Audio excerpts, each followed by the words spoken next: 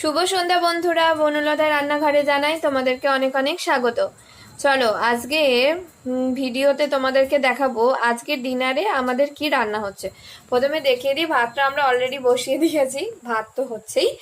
আর সেদিনে যে রবিবার দিন তোমাদের দেখালাম না, ঐশীর পাপা নিয়ে এসেছিল ক্যাংড়া, তো এই যে ক্যাংড়ার কিছু পিস আমরা নিয়ে নিয়েছি।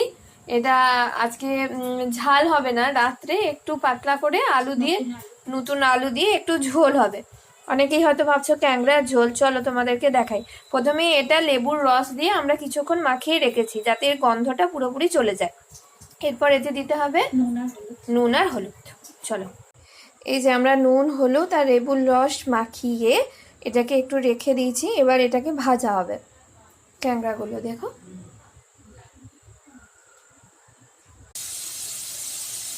এরপর আমরা চৌকো চৌকো করে আলু কেটে সেগুলোকে একটু তেলে ভালো করে ফ্রাই করে নিচ্ছি, নুন হলুদ দিয়ে ফ্রাই করছি। আমরা আলুগুলো নুন হলুদ দিয়ে ভেজে তুলে রাখলাম। এবারে সেই তেলের মধ্যে এই ক্যাঁকড়াগুলোকে ভেজে নিচ্ছি।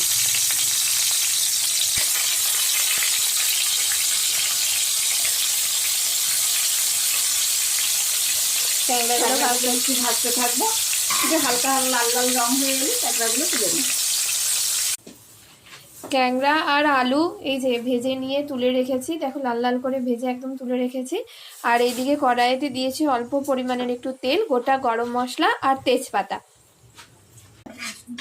আর আমরা এইদিকে রেডি করে রেখেছি হচ্ছে পরিমাণ মতো পেঁয়াজ বাটা, টমেটো কুচি, আদা বাটা আর রসুন কুচি। এগুলো আমরা আগে থেকে করে রেখেছি। এরপর কড়াইতে তেলটা গরম হলে আমরা দিয়ে দেবো পেঁয়াজ বাটাটা। এরপর আমরা পেঁয়াজ বাটাটা দিয়ে দিচ্ছি।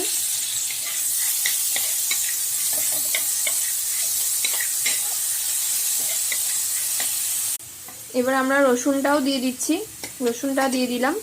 এবার দুটো ভালো করে নাড়তে হবে। এরপর আমরা দিয়ে দিচ্ছি আদা বাটাটা, আর আদা বাটাটা একটু ভালো করে নেড়ে নেওয়ার পর তারপরে দিয়ে দিতে হবে টমেটো কুচিগুলো। এবার আমরা দিয়ে দিয়েছি টমেটো কুচিগুলো, আর ওপর থেকে একটু নুন ছড়িয়ে এটা এবার আমরা একটু ঢাকা দিয়ে দেবো। একটু ঢাকা দিলে টমেটোগুলো আপনি নরম হয়ে যাবে। টমেটো দেওয়ার পর আমরা দিয়েছি একটু ধনে গুঁড়ো, একটু জিরে গুঁড়ো, একটু হলুদ গুঁড়ো, একটু কাশ্মীরি লঙ্কা গুঁড়ো দিয়ে মশলাটা রেডি করে ভালো করে কষিয়ে নিয়েছি। এটা দিয়ে দিচ্ছি আমরা আলু। এবার আমরা ক্যাংড়াগুলোও দিয়ে দিয়েছি। এবার একটু ফুটলেই তারপরে আমরা নামিয়ে নেব। হ্যালো বন্ধুরা, ফাইনালি রেডি আমাদের কাঁকড়ার ঝোল। দেখো কালারটা কি সুন্দর হয়েছে, দেখো কেমন হয়েছে কমেন্ট করে